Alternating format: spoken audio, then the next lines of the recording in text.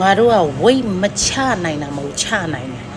အစားတွေရှောင်နိုင်တယ် fasting လုပ်နိုင်တယ်ဟာ12 hour 24 hour 36 hour အစာဖြတ်နိုင်တယ်ဘာမှမစားပဲနေနိုင်တယ်ဒါပေမဲ့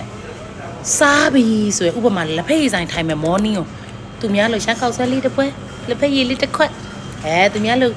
ထမင်းကြော်လေးတစ်ဖွဲ coffee လေးတစ်ခွက်အဲ့လိုမပြီးဘူးငါမပြီးဘူးမစားဘူးဆိုရင်လည်းမစားပဲနေနိုင်တယ်လုံးဝမစားပဲနေနိုင်စားပြီးဆိုရင်လည်းငါအဲ့မနက်စာလေးကိုထမင်းကြော်လေးနဲ့ကျဥဟာဘရိုက်လေးနဲ့မကောက်အသားလေးပါမှအသားကြော်လေးနဲ့အဲ့လိုမျိုးစားချင်တာငါ6ဖုတ်လေးဖြစ်အဲ့လိုစားလိုက်ချင်တာပြီးလို့ရှိရင်လက်ခုတ်ကလေးလဲစားချင်တာမီးရှည်လေးတို့အဲ့လိုမျိုးလေးပေါ့